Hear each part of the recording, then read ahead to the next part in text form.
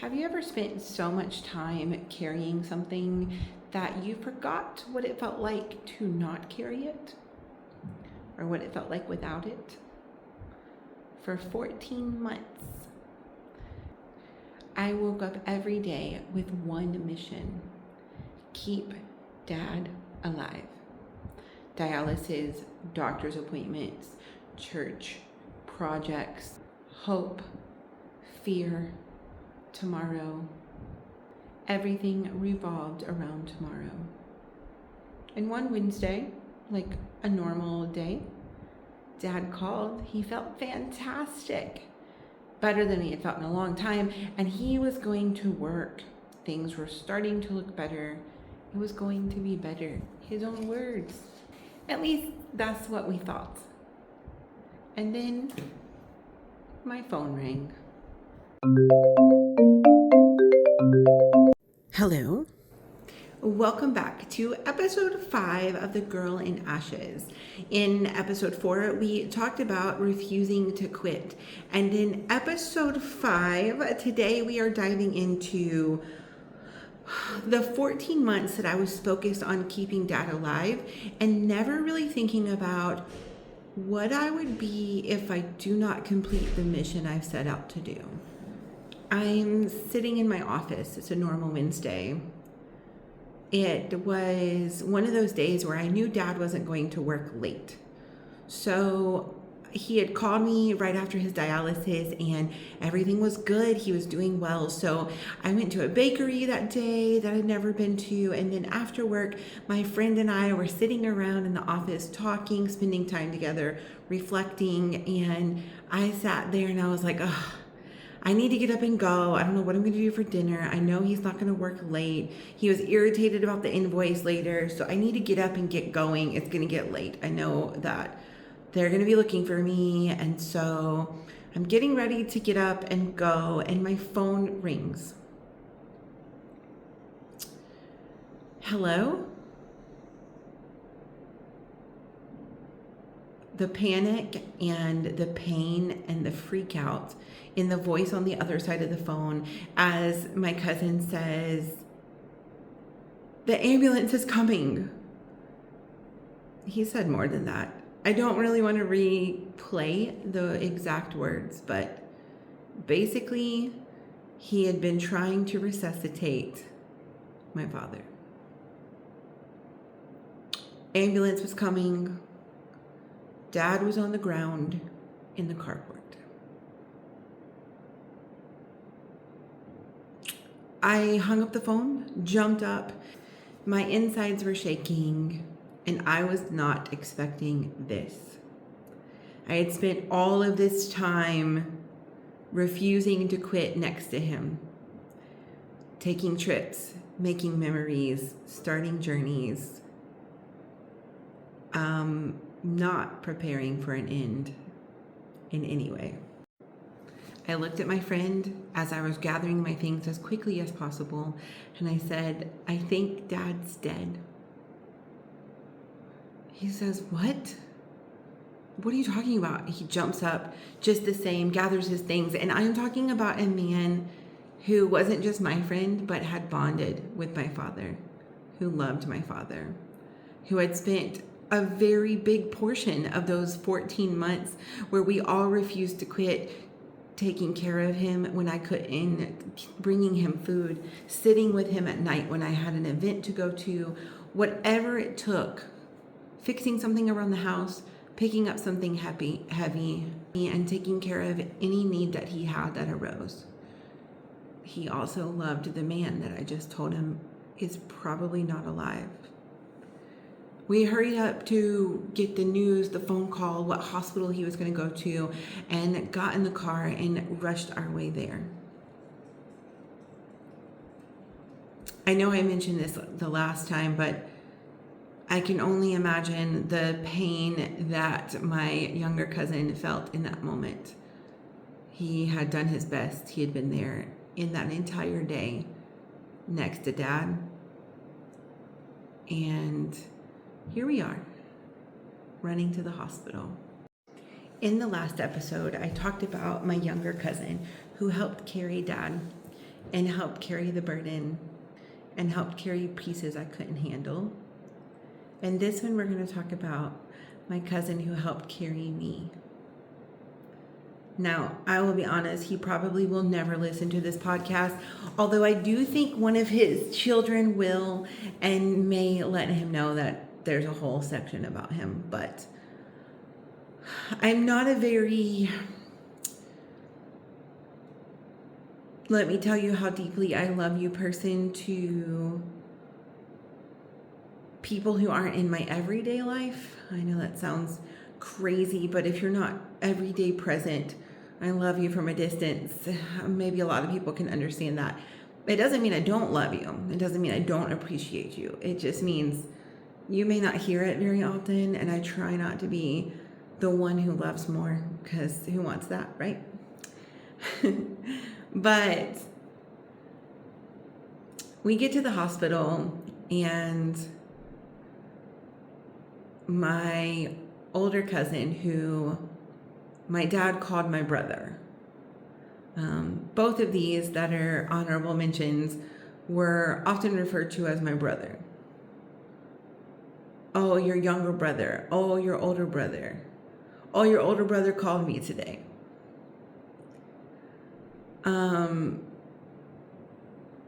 Dad loved all of his nieces and nephews, but there was a special bond with my older brother and my younger brother.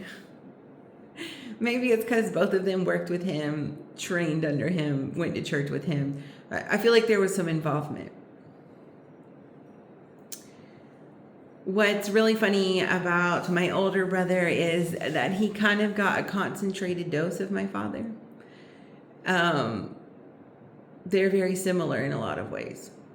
Mannerisms, some thought processes, and that undeniable family comes first no matter what. He walked out again. The same older cousin who walked out in the hospital with my mother is now here at the hospital where my father's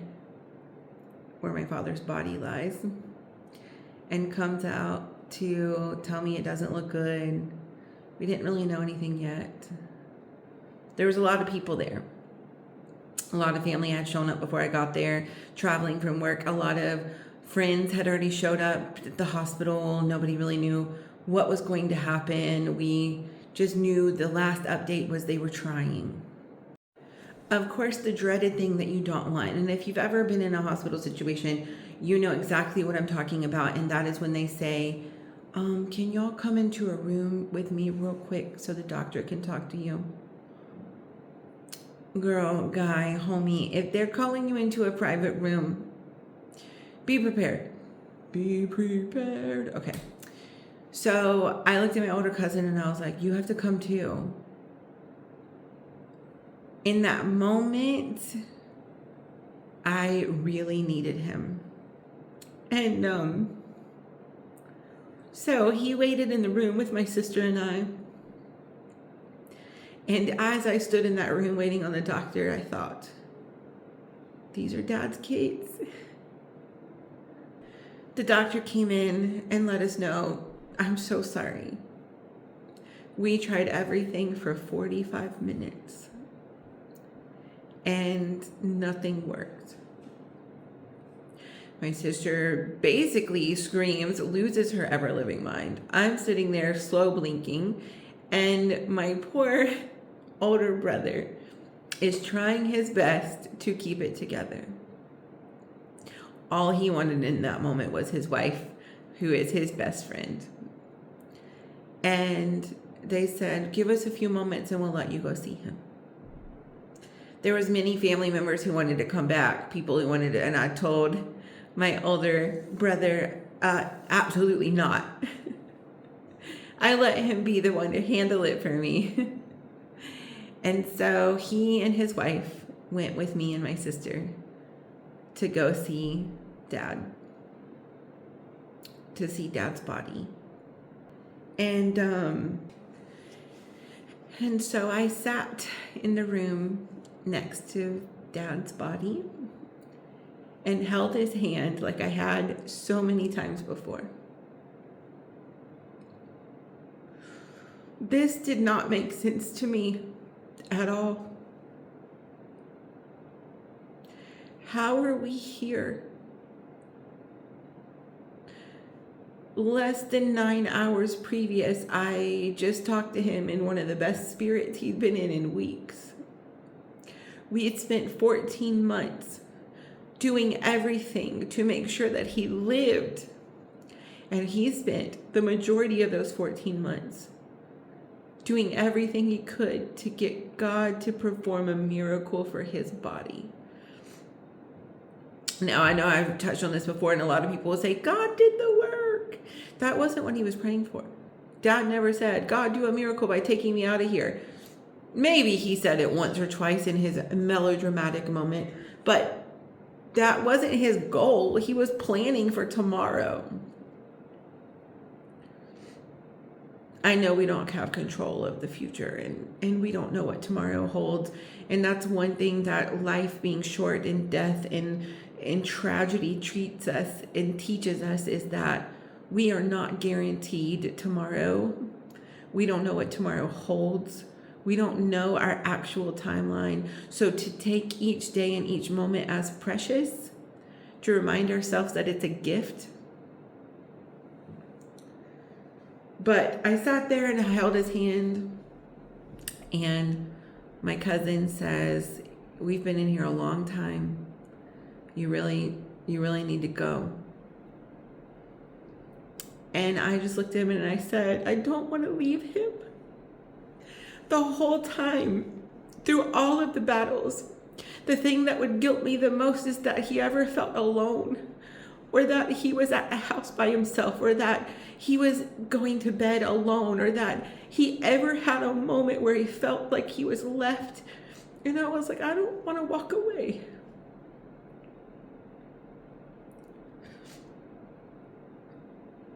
I had to walk away, of course. It was already to the point they needed to move him pretty quickly. His body had been there for too long. And I let go of his hand and walked away. When I came out of the room and back into the main area, there was people everywhere. I didn't want to see those people. It was family, and they were all broken. It was a lobby full of people whose foundation had cracked in some way or another. My father was a father to many, a mentor to many, a pastor to many, and a pivotal part of what held family together. One of the last main pieces. Every single niece and nephew was very important to him. He had tried to pour into every one of them the best he could, and was proud of the ministries they had, the things that they had accomplished, the children they had. He had pride for every single one. And everybody in that room was broken that day. In some capacity, every person that was touched by his presence had lost something massive. That speaks loudly to his legacy. Yes, he was an average man in many ways, but an impactful one that God used to always pick up the broken pieces. And here we are, a group of broken people, and our fixer who can rebuild is gone. I couldn't go home. Are you kidding? I could not go back into that house. Not that night, not at all. So my girl best friend, my guy best friend, my sister and I climbed into my car and drove to the beach. It was late at night. It was probably, 11 p.m. or maybe later at that point. Didn't matter to us. We needed to get away, and as fast as possible. So we did. We went to the beach, and we walked, and we talked, and I had my 3 support systems with me in that moment. But it was while I'm standing on the beach that I'm realizing nobody's calling me.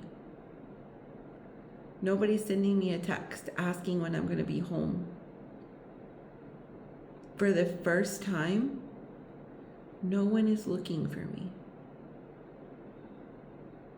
I have nothing to rush home for. I'm just here. I had spent 14 months carrying someone that I loved more than anything, and now I had nothing left to carry. Where was my purpose? Where was I going to go? What was I going to do now? There's no dialysis to go to. There's no medicines to separate. There's no foot wrap to lay out. There's no back medicine to rub on his back. There's no one to sit up with and watch Family Feud. There's no one to tell my day to at the end of the day. I'm not going to get my good night, my forehead kisses, my daily hugs. I can't wrap my arms around him from behind and hug his back. I can't do any of those things anymore. He's not going to sit at the counter or lean over the counter while I cook. He's not going to be there to encourage me.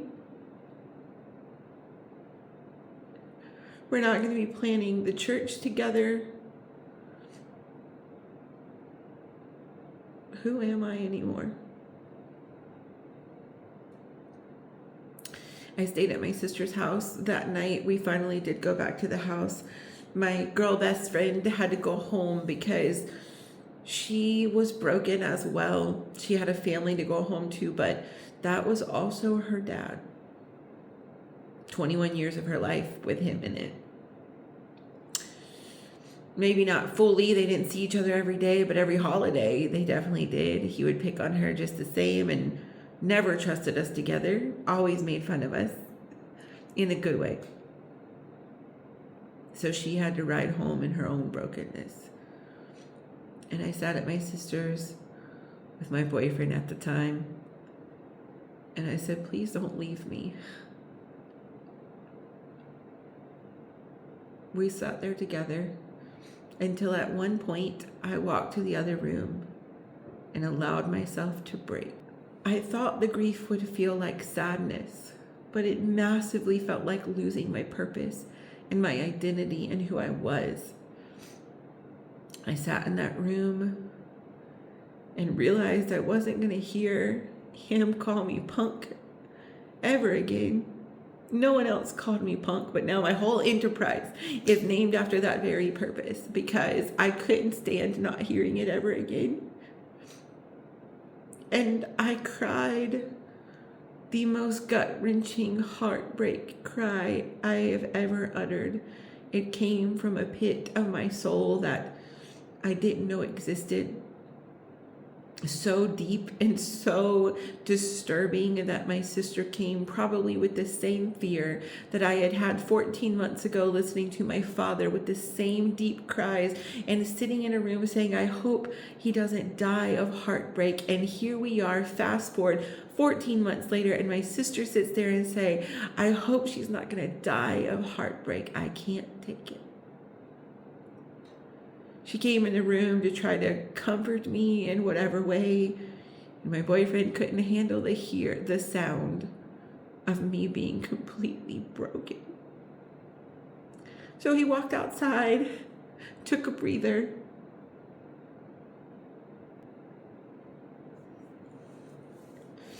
We made it through that night, barely, again. And my purpose had always been my parents. And now I didn't know who I was supposed to be. People talk about losing someone close to them, grief, knowing what it feels like. But they don't talk about losing your identity. I didn't just lose a father, a pastor, a best friend. I lost the person I was for the last 14 months. The support system, the fixer, the funny one, the caregiver, the daughter on a mission. And then my mission ended. A lot of people talk about, oh, well, was he suffering? Yeah. Were you expecting it? Absolutely not. He had suffered. He had a lot of health issues. We battled together every day. We battled not because we were expecting it to come to a vast, dramatic end. We battled because we expected God to perform a miracle. That's why we battled. That's why we fought. The story wasn't over. People compared him to Job. I understand why they did. We talked about that before in the last episode, because they thought, just like that story, yeah, he's going through it pretty deep, pretty hard. But he picks up the pieces and he doesn't give up on God, and he still proclaims miracles and victories. So God's going to pour it out 10 times over him. I'm waking up on March 28th without him.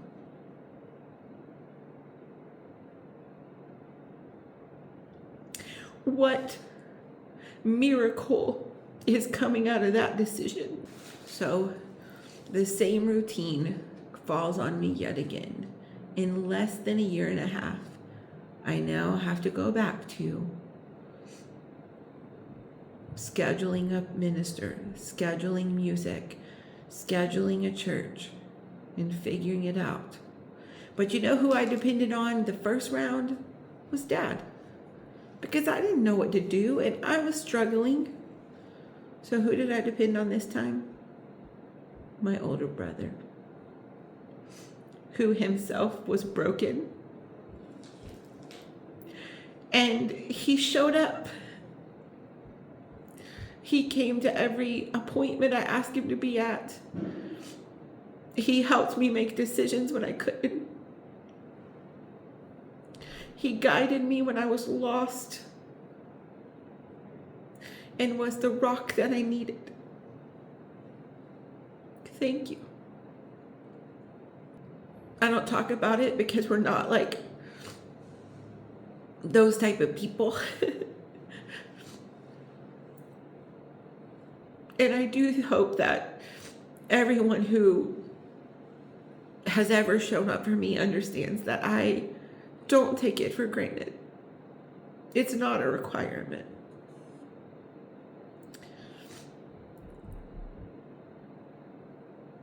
But he was there. He and his wife both were amazing people in that moment. Because I was completely gone. Dad's funeral was beautiful. There were so many people. And in the midst of it, I sat on the front row and worshiped with my sister. And in that moment, anger hadn't taken over yet. Bitterness hadn't taken over yet. I stood in the front row listening to his favorite worship songs that he would have me play in my car on the way to dialysis, when he was feeling sick, when he was feeling down. Those same songs being performed live. And I worshiped. The pastor said in the sermon, this is what he was fighting for, so that he could see Jesus. And I thought, maybe that's when I cracked the door for bitterness and anger, because I thought, sir, I watched him fight to live till tomorrow. Yes, he wanted to see Jesus. Yes, he wanted to see mom. But you know what his heart was aligned for? Being a miracle to bring more people to Christ. That is where his heart was aligned. Heal my eyes, heal my kidneys so I can testify of your glory. I think in the moment on the front pew of my own father's funeral with a sermon saying this is what it's about is when I opened the door to say, are you kidding me? At 3:00 in the morning, in one of my breaking moments, I sat completely broken. Mom was gone, Dad was gone, and for the first time in my life, I had no idea who I was supposed to be, what my purpose was, and what I was supposed to be doing. I'm not really a pastor's kid supporting the pastor anymore. I'm not a caregiver. I'm not carrying the weight. And something that you don't want to say is, in a way, I finally felt free. And feeling free felt gross. It felt guilty to feel free. I had no regrets being the person all that time.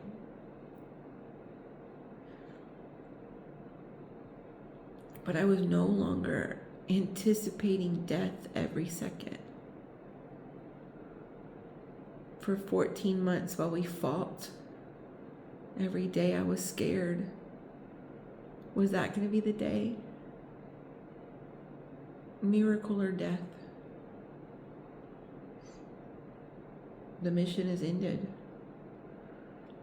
And maybe the story sounds like it's all about me, but it wasn't. There's another person in this story. And because I was so focused on keeping Dad alive, I may have missed the mark on realizing that the other person was fighting a battle all on her own. And the truth of the matter is, while I stood there feeling like there's nothing else for me to carry, I didn't fully understand the capacity of everything she was carrying. This person that you're going to meet next week is my sister. A person carrying a load in the silence, a heavy burden, a series of events of her own that gets left in the shadows because the two people left in her life are partnered together trying to live. But when the impact and the mission ended, what about her?